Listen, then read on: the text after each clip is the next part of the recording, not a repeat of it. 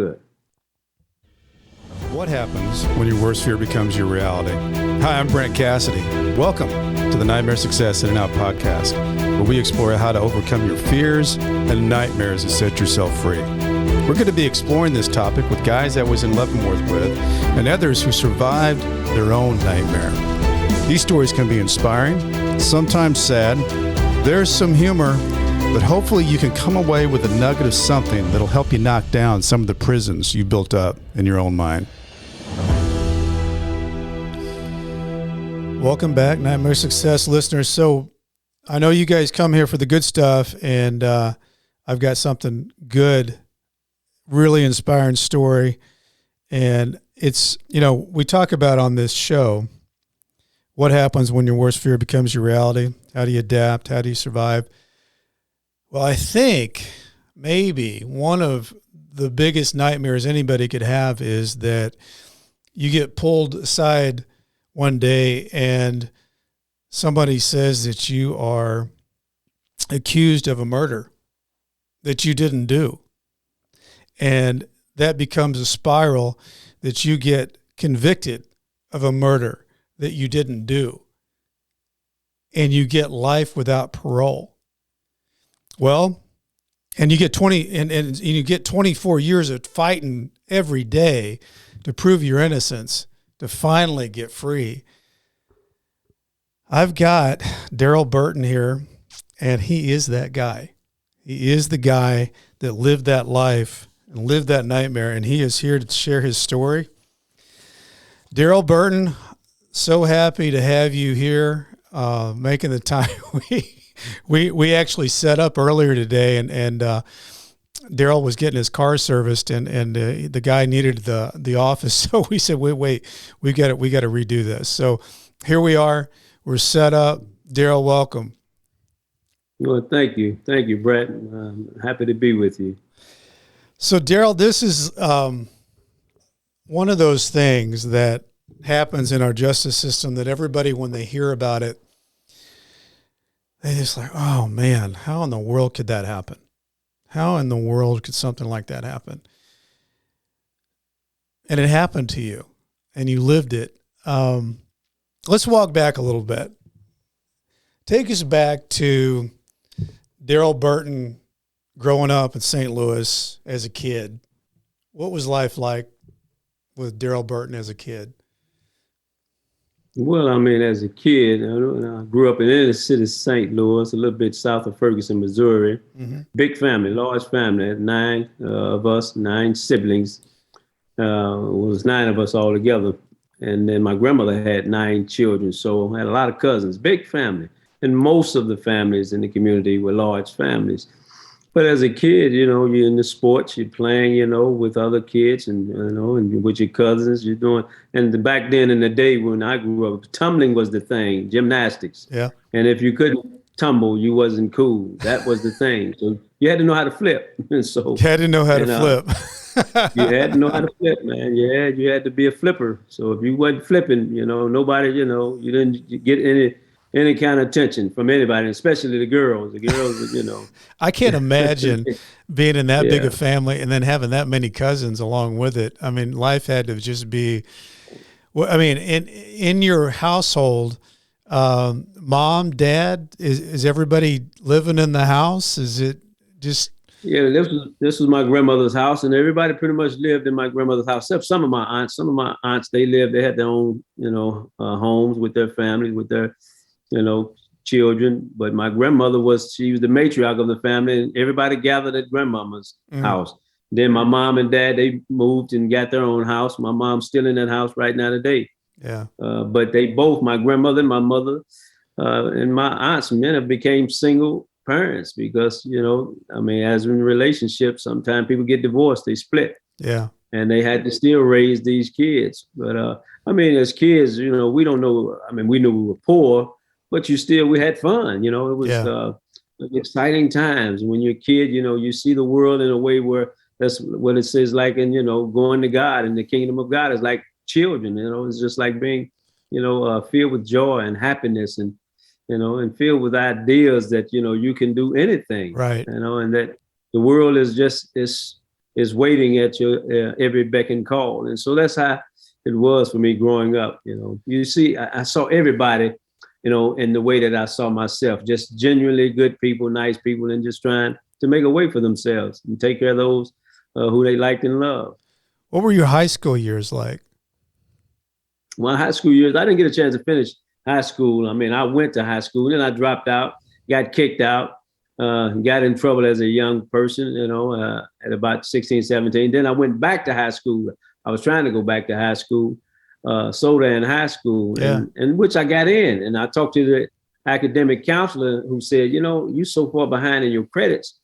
You can make the grade because academic wise, I was good in both athletics and academics. I was competitive in both. A couple of girls used to make a little bit better grade than me, and I didn't like that. I thought they were cheating. But no, I was told that she said, you're going to be 21 years old if you go back to school and try to get caught up. You might as well go get your GED. Mm-hmm. And I said, well, what can I do that? She said, well, the Board of Education. Go and take the GED test, and then if you get your GED, then you can just enroll in college and go to a community college. So that's what I did. It took me 4 weeks to get my GED, and I enrolled in college right before I got wrongfully convicted and sent to prison. Yeah. Okay, so Darryl, let's walk through that, because you're in the midst of when you're that age, kind of everybody's doing what they're doing. You're getting your GED, you're getting into college. How does this all happen for you? How does it transpire that you just get pulled out of your world into a nightmare? Well, I mean, what happened is I went and saw my parole officer because like I said, I had gotten in trouble. I was about 17 and got in trouble with the law for burglary, and I did that. I admitted to that and was doing my time, did my time, and I was on parole. A few months left, and I went and saw the parole officer. And the parole officer called the police and came and arrested me, for this murder. And they said I was responsible for the murder of a gentleman named Donald Ball. And the family members of the victim, they were the ones who suggested my name to the police and tried to say that the feud or the motive was over a girl who had been dating the victim or allegedly dating a cousin of mine, which still don't have anything to do with me, except we cousins, brothers, we're a close family. So if you mess with one, you mess with them all. Yeah. But it wasn't true. And I'm glad. And the lady, she wouldn't come to court and she wouldn't lie for the prosecutors and the police. She said, no, that's not true, because she didn't date the victim, hadn't dated him in over a year, and she never dated my cousin. But that's where they arrested me. If I remember right, Darryl, reading some of because some of the stuff that you read online is right, and some of it's murky. And did you get pulled into a lineup? Yes, I got pulled into a lineup. That's right. And of course, as with all lineups, the police, they tell whoever, these witnesses are, they tell them who to pick. So I don't remember exactly, what number I was in the lineup. I can't remember going back that far, but I was in a lineup. I was in a couple of lineups, I believe, because there was a couple of witnesses, snitch witnesses, police paid informants. And they picked me out of the lineup, which bound me over for trial. And so I was the suspect who eventually became the defendant in a trial for capital murder, facing the death penalty. So Darryl, I mean, I can't imagine, because I think that living in America, that's everybody's worst nightmare, is that you get pulled into a lineup. You see it on the movies. These people get lined up, and you got somebody that's standing behind a glass, that you can't see. They can see over, and they can't see you, and you get picked out of that, and then they pull you out of there, and they tell you you're the guy. What's going through your mind? Yeah, I mean, I'm thinking at first, well, I mean, because I know I'm innocent, no one is going to pick me out of a lineup because they would be lying. Right. That's just what I thought. And so, and I'm pretty confident and sure that when they take me out of this lineup, they're going to say, okay, well, we got the wrong guy. Release me. Mm-hmm. And then I would go home. But it didn't happen like that. When they came and finished the lineup, when they came inside of the, like I said, it's got this two-way mirror and came inside of this room, they told all the other guys to leave or go back to they cell or whatever. And then they proceeded to take me in to another area to process me for the crime of capital murder, And so it was unbelievable. It was basically a shock, and I was confused.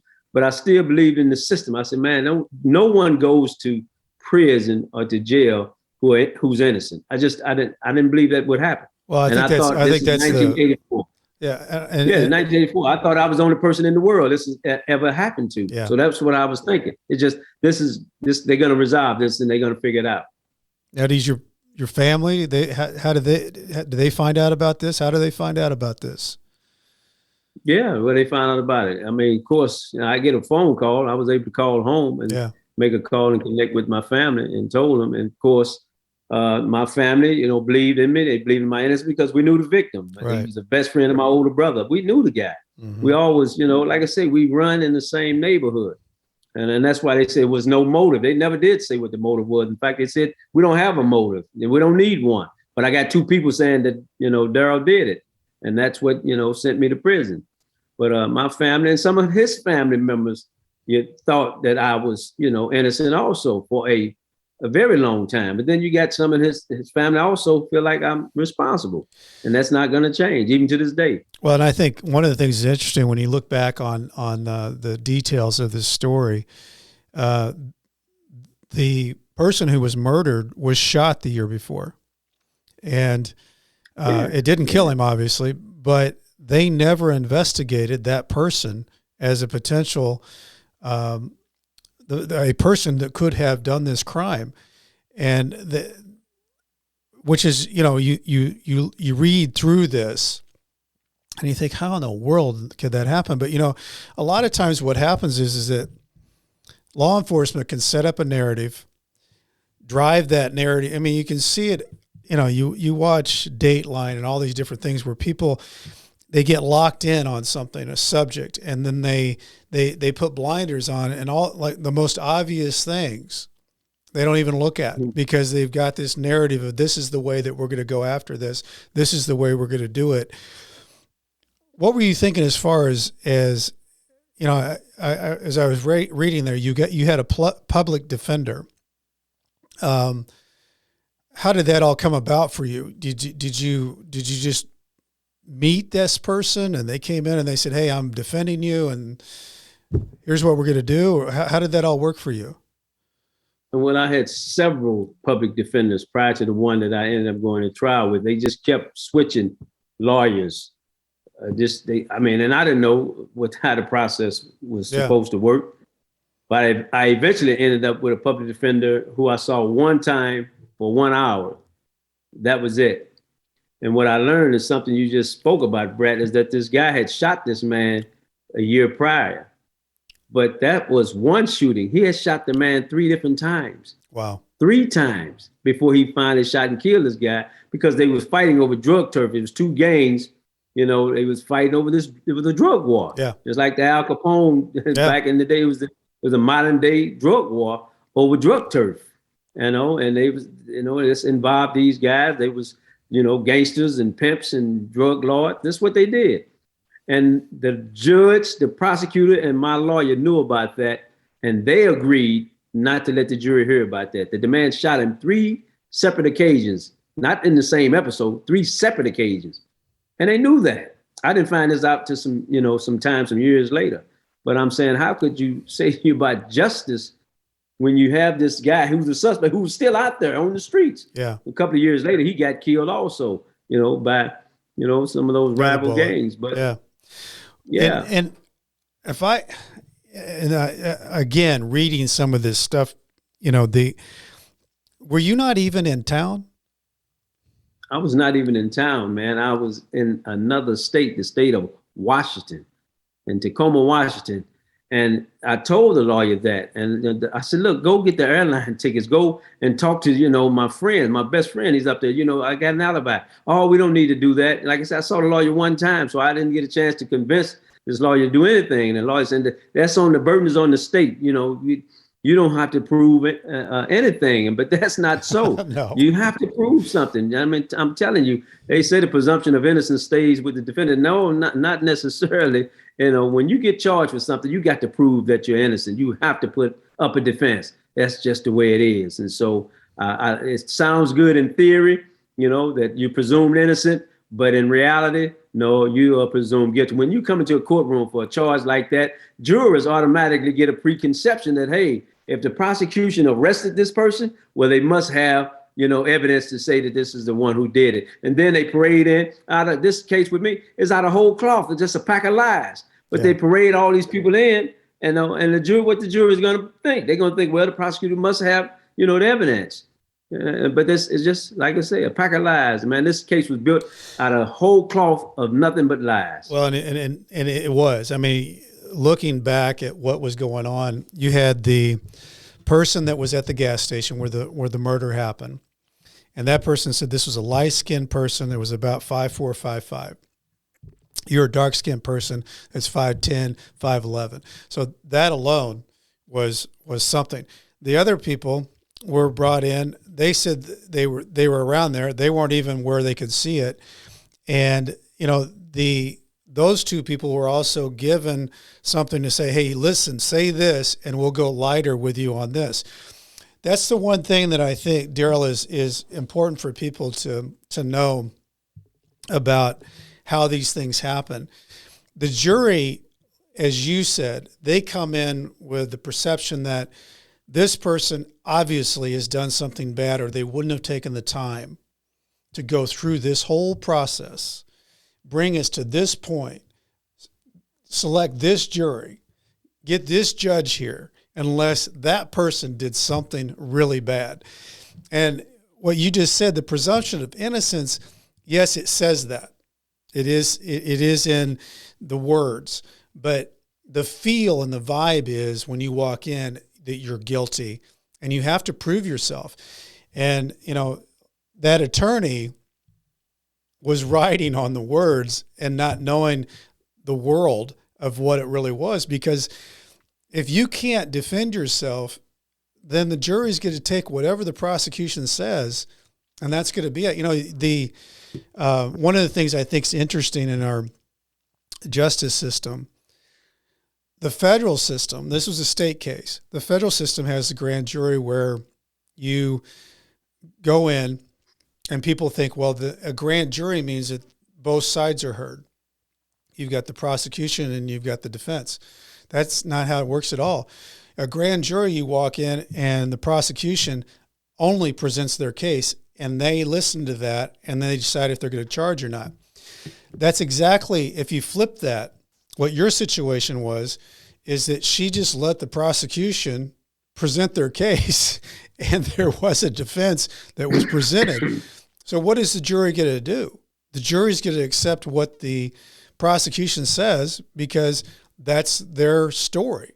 And I think from what I understand, this went on for, I think, 3 days, this case. They brought in these different witnesses and snitches and whatever that were getting off on different things. And correct me if I'm wrong, Darryl, but did the jury only deliberate for like 30, 45 minutes? Oh, you're absolutely right, Brett. Yes, 30, 40 minutes. And that may be stretching it. They went out for about an hour.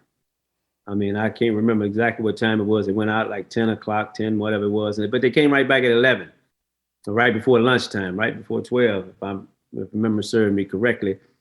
And I'm thinking, well, it took 20 minutes to walk to the jury room and back, at least 20 minutes. Sure. And so I'm thinking, what did they deliberate? Man, they had me convicted before they left, the courtroom. They had already made up in their minds that I was, the person responsible for this for his death. And I wasn't. But I mean, it's just like in the courtroom. See, this is how this stuff is so organized and controlled. You don't just get a chance to talk. You got to answer questions.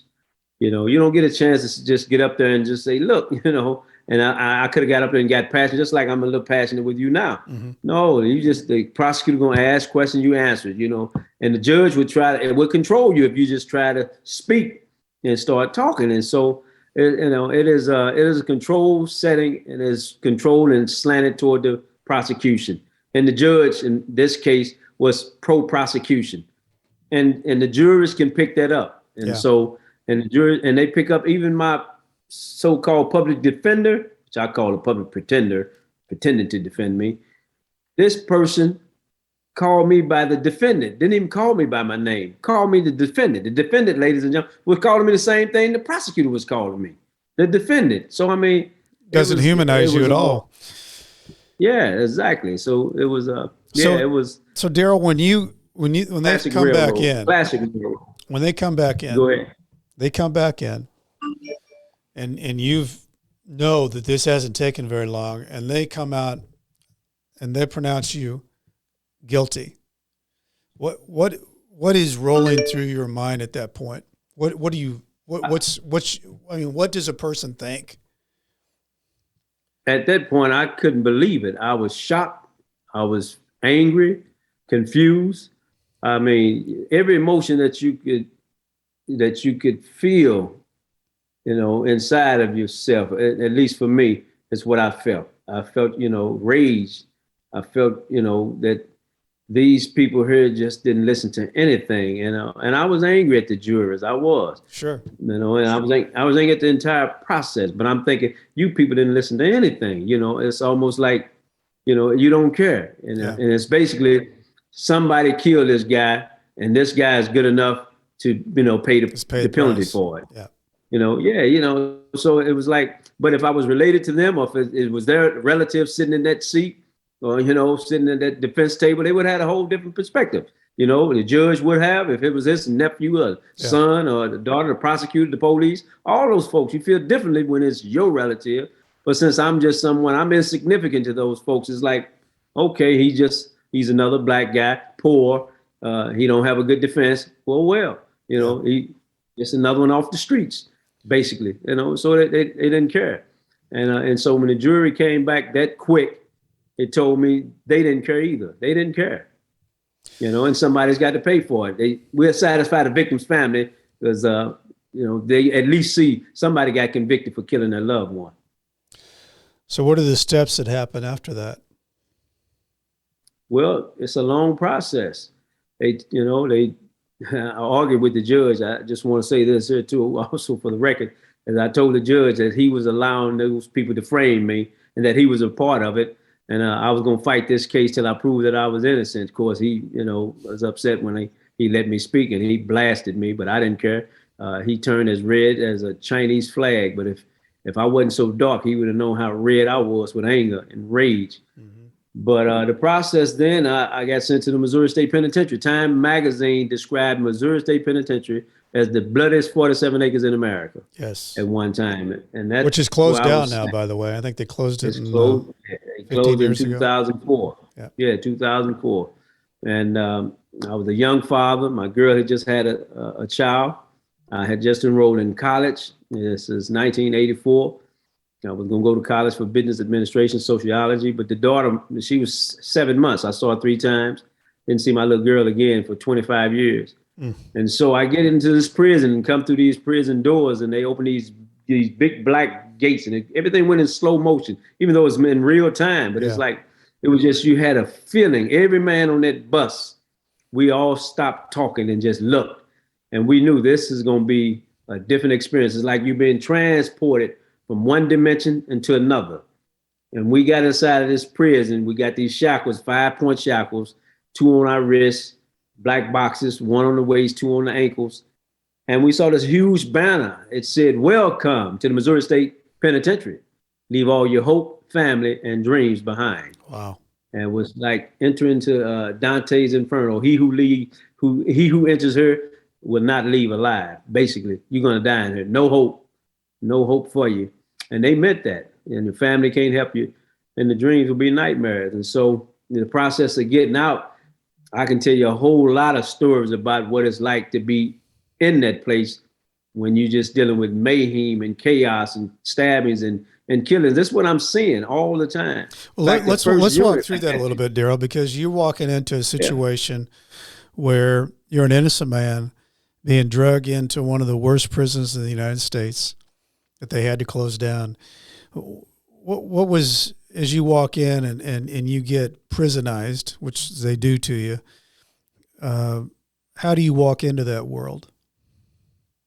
Yeah, well, my mindset was I'm angry at the system for what a handful of people did to me. I hated everybody part of the system anywhere in the world. So I'm angry. And my mindset was, they took my freedom from me. No one's going to take my manhood, because in prison, God's going to challenge you for your manhood, if you know what I mean, and your money. And so that was my mindset, before God tried to make me into his, any kind of property, any kind of way, you're going to have to kill me. That was just, that wasn't what you call no negotiation, no discussion. But you get in and they strip you down, take all your clothes off, 30, 40 guys, and you get naked right there in front of 30, 40 men. And they spray you with some kind of Lysol or bug repellent on every part of your body that has hair, tell you to shower off, and then they assign you prison identification number. The number they assigned me was 153063. It stamped on everything that was connected to me. And I had on pants, socks, coats, shirts, underclothes. And I hated it. I mean, it's degrading and dehumanizing. You're nothing but a number. Rarely would they call me by my whole name, Darryl Burton. I don't think I ever heard no one call me by that name. Never call you by your first name. Never the first name. Burton 153063. That's where they addressed me. And I wouldn't answer to that call over the intercom system sometime. And the guards would be upset. And they'd come and say, "Didn't you hear your number being called?" I said, "No, I heard your number being called. I'm not a number. My name is Darryl Burton." And they would say, "We're going to put you in the hole." I was putting me in the hole, man. I'm already in the hole. This whole prison is a hole. Like I said, when I got there, I was angry, man. Yeah. I'm innocent, so I know I shouldn't have been there. So I was rebelling. I was getting what you call a lot of write-ups and, CDs, CDVs, conduct violations. I won't say a lot of them, but I got some disobeying orders because I wasn't big on taking orders.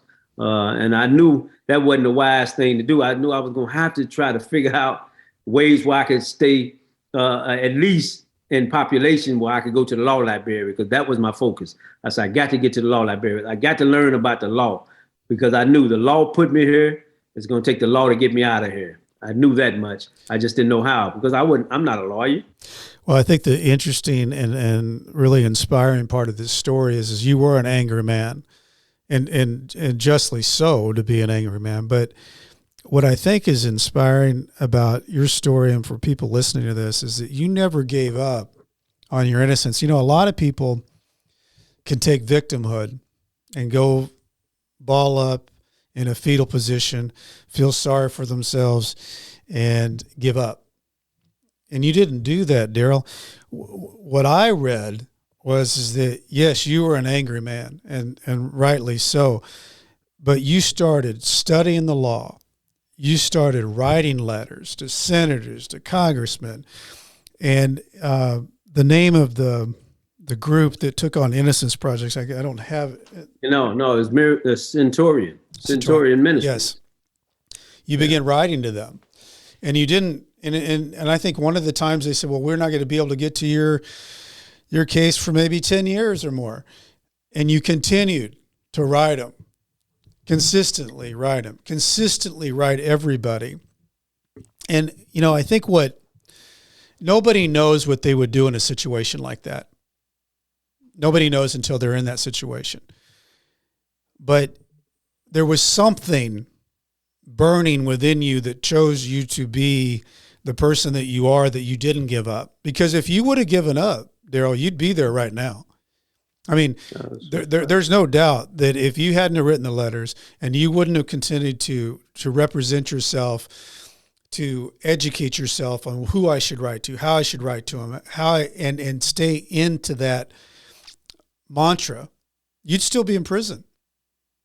It's a fascinating thing, because you have, one of my favorite movies is Shawshank Redemption, because, Red says you better get busy living or get busy dying. That's really the only thing you can do in prison. You get busy living and try to work your way into something, or get busy dying, and you see those guys all over the place in prison.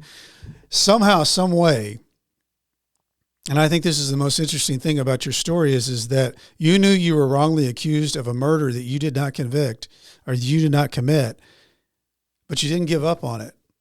You didn't give up on it. What do you think that was? I mean, what do you think that is? Because so many people, given that situation, would say, I give up.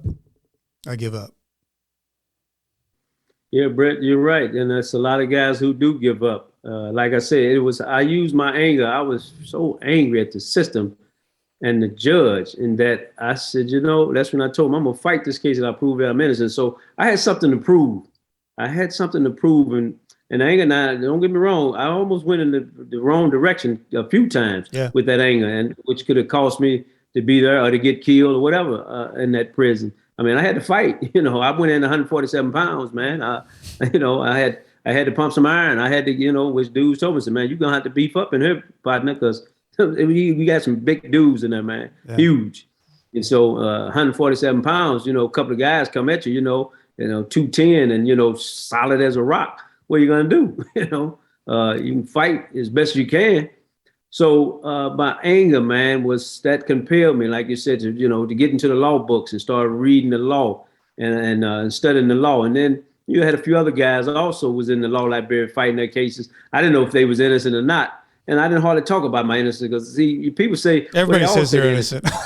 Yeah. That's until you get convicted. In prison where I was at, most guys, they don't want to hear about you saying you're innocent. They like, man, look, if you're innocent, prove it. Ain't nobody innocent in here. And that's really the general attitude. Right. A lot of guys say it didn't happen the way they said it happened, or I got too much time for what they said I did. Yeah. Most guys don't even talk about being innocent. And I didn't either, because you get into a debate, which is going to end up being a fight, because I know I'm innocent, and you telling me I'm not, I'm going to be mad, you know? But I began to write these letters, man. I began to, file these motions, these pleadings, these briefs. I kept getting denied. Could have been my middle name, Darryl denied Burton. But I didn't stop filing these motions, man, all the way from state court all the way to Supreme Court. And then, I wrote letters, hundreds and hundreds and hundreds of letters, man, from the United States, Canada, Europe, Parliament, heads of states, presidents, governors, senators, Representative Oprah Winfrey, wrote to church. I wrote everybody you can think of, sports figures. If you came on TV and they popped your name up there, whoever you was, and I felt like, hey, man, I need to get my message and my story to this person. I found out where you was located, and I wrote to, your organization. And that's what I did. And I did that. To Centurion.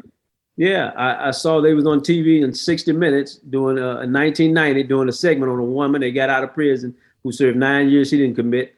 And I said, man, they helping innocent people get out of prison. Well, they got to help me too. And in 1990, I wrote them, and they wrote me back and said, yes, we free innocent people, but it'll be 10 years before we can get to your case. We so backlog. We take we get 1,000 requests every year. We take a couple of cases a year. And I said, well, look, I got 75 years without parole, so I'm going to write you for 10 years. In my mind, if you take my case in 10 years and get me out, then 65 years I won't have to do. 60, 65, whatever the case may be. Right. And they took my case 10 years later in 2000 and got me out 8 years after that, 2008. So there was 18 years from the first letter that I wrote to that organization. And I kept saying them get people out every year. That organization was getting somebody out, in another state, for, crimes they didn't commit. I'm like, man, when is it going to be my turn? When I got to be coming up at some point. But I had to I had to deal with that anger. I had to do something with that anger because I couldn't come out of that place as angry as I was while I was in that place. How did you? Everybody in prison is angry. Everybody's angry. Everybody's on edge. Yes. And Darryl, how did you adjust to that new life? That unfamiliar world. How did you? I know you went to the law library and you're writing, but you had to also exist in there. What did you use any different type of strategies to make your days happen, because you were in there for 24 years? And the thing you to stay away from, there's certain things you got to avoid as best as you can.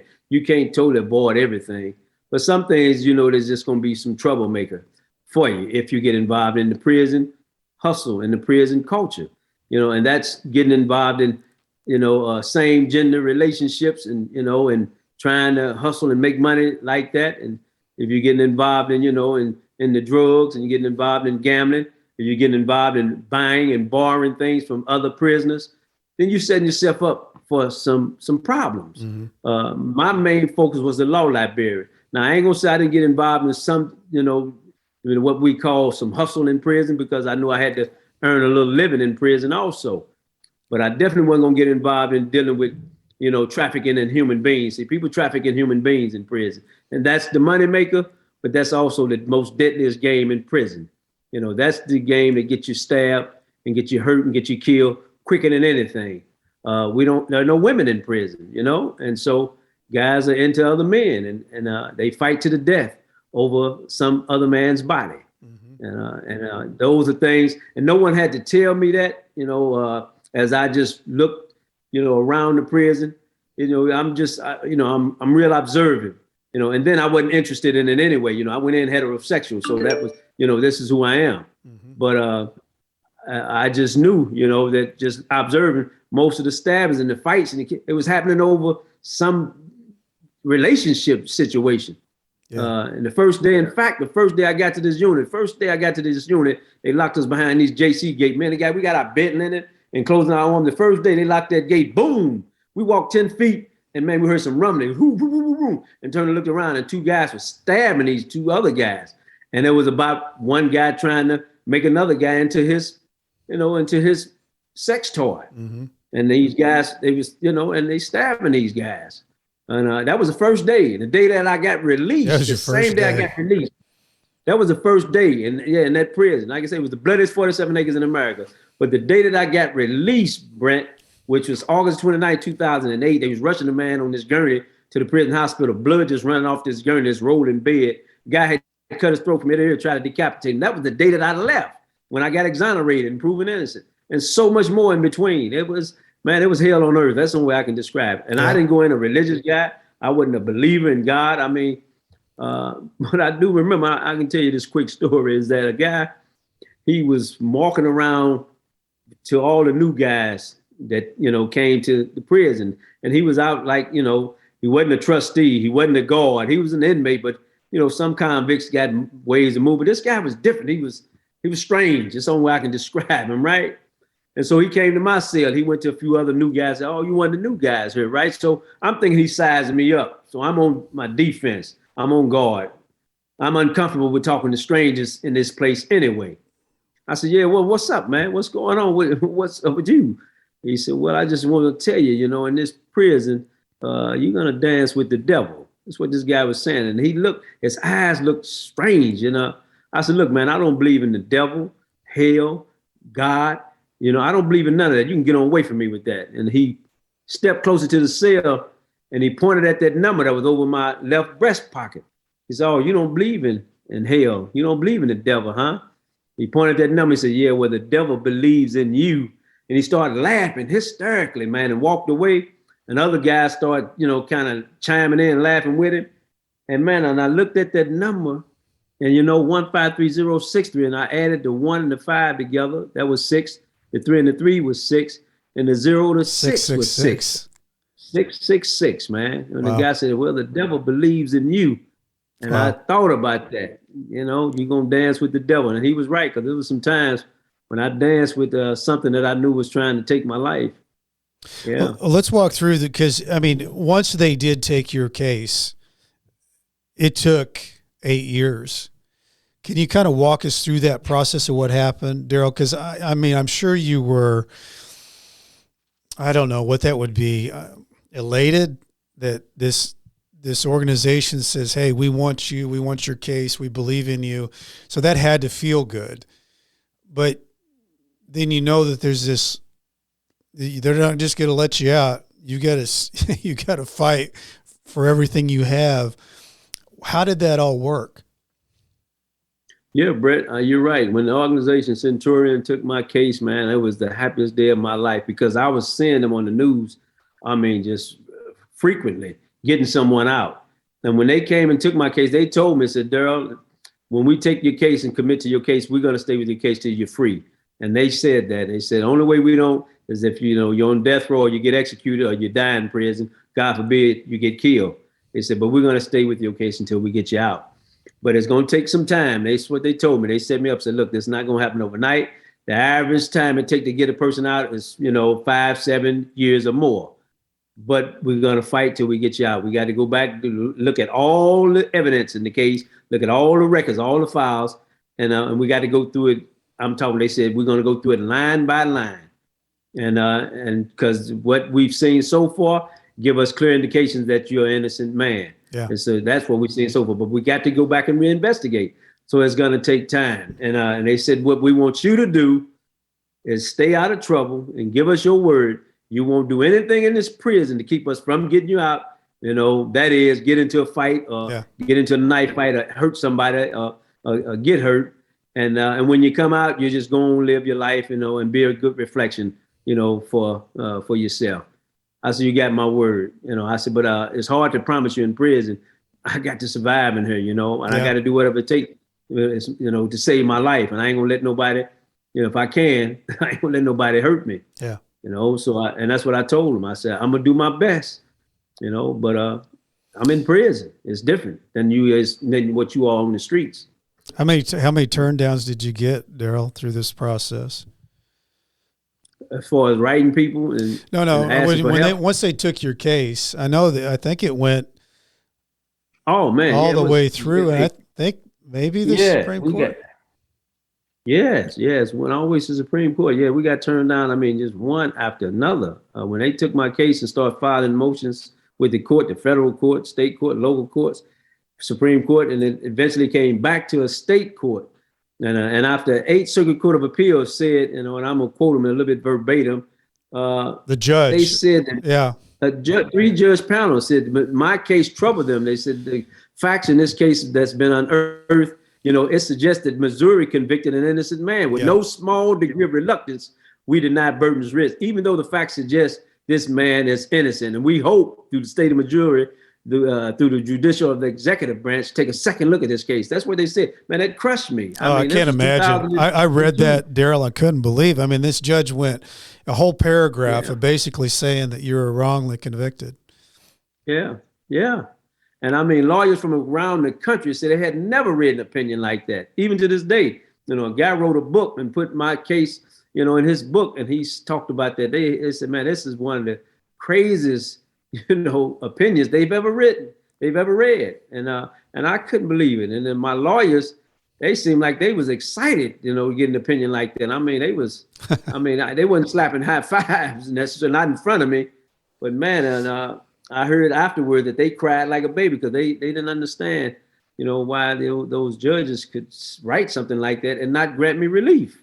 So then an opening happens, right, with the Missouri Supreme Court that somebody was released, and this organization saw an opening that this could work for you. Is that correct? Well, there was a Supreme Court decision, Sloop versus D-Lo, which he was on death row, and that case got overturned. And the lawyer who argued that case in the Supreme Court is Sean O'Brien, which is a member of a Miracle of Innocence on our board. But that case became the gateway to let state prisoners present new evidence and a constitutional violation to present that back to a state court judge and or a federal judge. That was the gateway, that got me back in front of a state judge, a judge who, by the way, was the one who put Sloop on death row, the same judge. This was, and then when you went back to the state judge, was that Callahan at the time? Yeah, that was Callahan. Yeah, Judge Callahan. And he was the one who had prosecuted the Sloop case and put Sloop on death row. And the case got reversed at the Supreme Court. And and it was the same judge I was going in front of. And the lawyers was telling me, Darryl, we just don't know. This is what you call a long shot of all long shots. And this is your last opportunity in any court to get relief because, man, we don't know where else we're going to go if this judge don't grant you your freedom. And I said, let me pray for y'all right now. I had become a Christian and believer by that. And I said, man, let me pray for y'all in this courtroom right now because, it's going to be bigger than you all. This is going to be God's doing. Uh-huh. That's what I believe. So, and and Judge Callahan did it. He granted me relief. Wow. Praise God.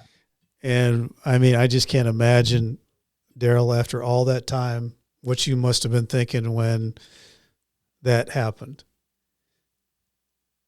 Well, man, I can tell you what I was thinking. And it's one thing, and Jim McCuskey says it best. I knew the truth, and the truth was going to forever be with me, whether they let me go or not. I knew the truth. Yeah. But it's something else that I was seeking that I couldn't get in that world of chaos, and I had to figure out how to get it, and that was peace. Mm-hmm. And I got it from one verse in the Bible, and that's when Jesus said, "Father, forgive them, for they know not what they do." Mm-hmm. Luke's Gospel 23:34. That one verse began to transform my heart, because I'm saying this guy was innocent. It's at least 8 or 9 times when they said he was innocent, they executed him, and he was forgiving these people on the cross at the point of death. And I said, if this guy can forgive at the point of death, then I'm in the land of living, so at least I can begin to try. So, but that was the beginning of, because I had to deal with that rage and that hate. But then that was the beginning, and having me and asking me or challenging me to pray for people I hated, even my enemies. So that's when things began to start to turn for me internally, because that's what I was seeking. I was seeking internal peace. So whether they let me go or not, 10 years before I got out, I had found this peace that I had been seeking. I was free inside me, and gave all my stuff away. Guys that felt, man, this guy, he got on this God, Jesus kick. He's losing it. I gave all my crazy stuff away twice. So those guys, of course, they took it. I said, man, look, sure they did. Yeah, they took it. So Darryl, when that happens, because I don't think people even know how that happens. When you get exonerated by the court, what happens that day? Where do you go? What happens? Well, when I didn't know I was getting out that day. Yeah. I had went on when you have your regular routine detail. When they do they count every 2 hours, and so the count.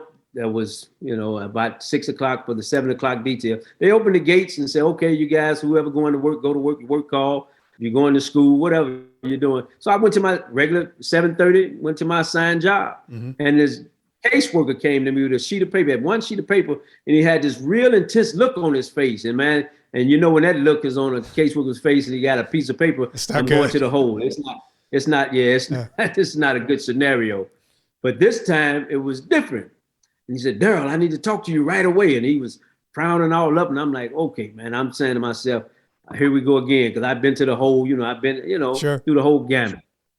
And he said, well, look, this lady pulled me in the business office this morning. Did you know Darryl Burton was going home and she was firm with me and I need some information right now? I said, what? Wait a minute, man. And I was, it was surreal. And I wasn't believing him because I had been, like you say, seesaw. One day it would seem like the court's going to rule in my favor, and then the bottom fall out. But then a few minutes later, here come the warden of the prison. He came. So both of these guys are saying this to me, and I'm still not believing it. So the warden said, look, just go back to your housing unit and pack your stuff. And it was on a Friday. He said, look, and I just say this here, don't call your mom and anybody yet, because I need to get an email. If they're not going to retry you, and if they're going to, say they dropping this case, then I'm going to release you today. You're going to be a free man today. If they're going to retry you, they can take you back to St. Louis. Yeah. And I said, oh, man, okay. I said, I believe it when I see it. He said, well, just go back. I said, I need to at least call my lawyers. Yeah. He said, well, okay, call your lawyers. And that's what I did. I went back to the housing unit, and I was calling the lawyers. The third call, because lawyers, it's about 8:30 now. They don't get to their office till like 10, some of them. And he came in. Here come the warden again. And he had this huge smile on his face with his hand extended, said, congratulations, Darryl, you've been exonerated. You're an innocent man. We got to get you out of this prison ASAP. Oh, man. And I said this here. I said, well, man, let me just shower and say goodbye to the guys. Mm-hmm. Now some folks said, man, you should have been hurry up. Man, I wanted to shower. I said, I'm going to take me a shower. Yeah. I went to work. I didn't do a whole lot of work, but that was my routine. Yeah. And it was going to be the last time, that I showered in that place. And I told my roommate, my bunkie, cellmate, I said, hey, man, pack my stuff. I'm out of here. I'm a free man today. I'm innocent. And of course, the 5 minutes, the whole housing unit of 275 men knew. In 5 minutes, within an hour, the whole prison knew. Everybody in the whole camp knew I was exonerated and found innocent. Wow, yeah. Darryl. Unbelievable. So you walk out of there, and it's been 24 years. How do you leave? It was hard to process. It was surreal, and I had two guards. They both was, one had the cart. He was pushing the cart with my belongings on it, and they both were just peppering me with a lot of questions. Darryl, what you gonna do as soon as you get out? Are you going to see your mom, or you going to eat something? Peppering me with all kind of questions. I said, man, fellas, I don't know. I haven't been out there in almost quarter of a century. Yeah, I don't know what I'm gonna do. And I really didn't. No. And so.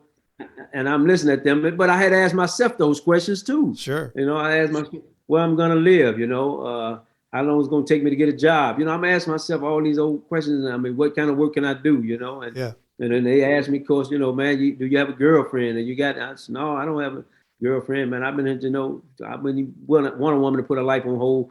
I don't know when I was getting out. But, and then they got me in what's called this behind the control center area, put me behind this huge window pane. It went from floor to ceiling, huge, looked like it was 10 feet tall. And guys who, they couldn't come where I was, and I couldn't go back to where they was. But they would come up, and they would maybe be, I don't know, a few yards from me, 20, 30 yards. And they would just, was telling me goodbye. See you, Darryl, and pounding their chest and throwing up peace signs. That was your world. Yeah, I grew up with those guys, man. I grew up with them. Yeah, for 25 years. So that's who I knew. I knew these guys. We grew up when we was kids. Went in there. As kids, man. So that was my world. That's what I knew. Wasn't my world. It was their world. But I had to survive and live in it. Yeah. And you did. You adapted and survived and got out and got exonerated. It's just an incredible story. So, Darryl, so you get out, and I know there's 1,000 things spinning around in your mind because reentry is one of the tougher things. And, I think every year that goes by when you're in prison, I think reentry becomes that much more difficult. How did you reenter society? Well, I had some support. I didn't have any support that came from the state. The state didn't give me anything, didn't compensate me. Because it has to be DNA, right? Is that what you told me? That's Missouri DNA. Yeah, they compensate you if it's everything DNA. Else you don't get compensated for. It takes 24 years. You don't have any DNA. We can't give you anything. Not in Missouri. Missouri don't do anything for you. No 401k, no Social Security, nothing like that. No retirement pension. Thank you for the 24. Yeah, not even a job offer. They don't even give me a job offer. Brent, nothing. Yeah, and so trying to reintegrate back into society. Like I said, I didn't know what I was going to do, but I found a church home. Some church folks began to help me, and other folks. I was on television a lot, and I started going around speaking. That's how I made a living. I was speaking because I couldn't get a job for 2 years. No one would hire me. I had no work skills. I finally got an interview, and I said, man, if I could just get an interview with somebody, and I can tell them my story, because then I had filling out applications on a computer online. I had never done that before. So everything, the whole world was different. Cell phones, technology. It was a challenge for me, and reintegrating back into society was hard. It's not easy for anyone who's been gone for any length of time. I don't understand my family. They don't understand me. Some of them look at me just like I've been on a long vacation. I'm back. Everything's normal. No. I mean, I'm dealing with some trauma. Yeah. And I got PTSD. Certain, I couldn't go around crowds. That made me nervous.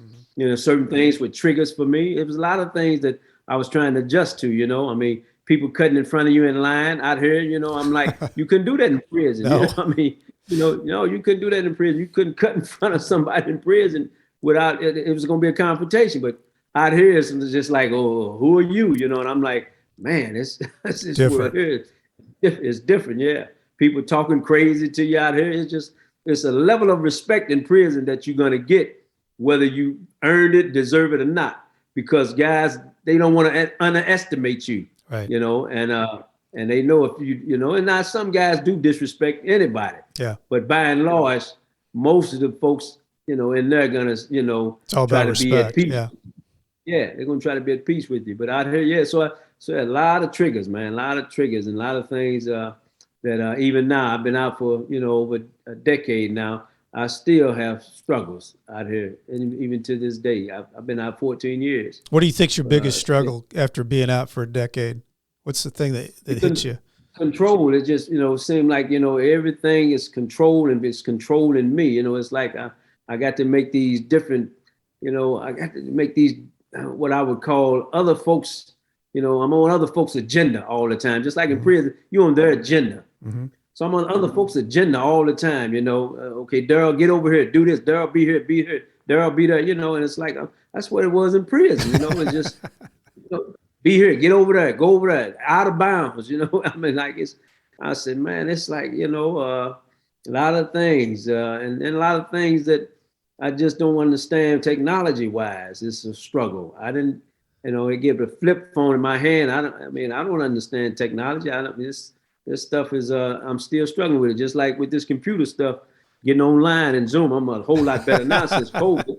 I had to learn it. But, but this is. Well, the whole world changed. There was no internet. There was, when you got out in 2008, the iPhone had just been born. Facebook, I think, was born in 2004. All those things that happened while you were behind the walls. And, I always say, getting out of prison is like trying to jump into a moving car. And I think one of the things that maybe is the most misunderstood, because there's no way, Darryl, that I can identify with 24 years. I was sentenced to 5 years.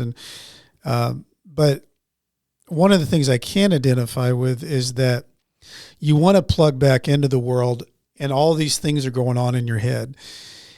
Are you happy and elated and excited and like a 5-year-old going down the stairs when Santa Claus is there on Christmas Day? Absolutely.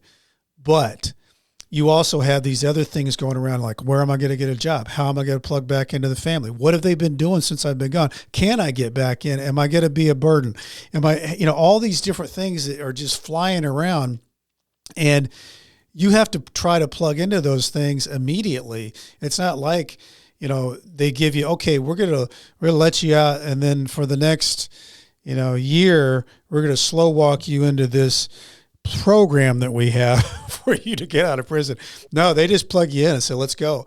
So I think it's just incredible what you've been able to do as you were able to get through all of that, get back into society. Can you tell us a little bit now about what you're doing as Darryl Burton? Because I know you and I talked about, you've got a book coming out.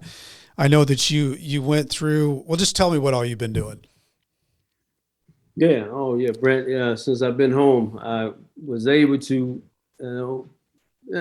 assimilate back into society as best as I can.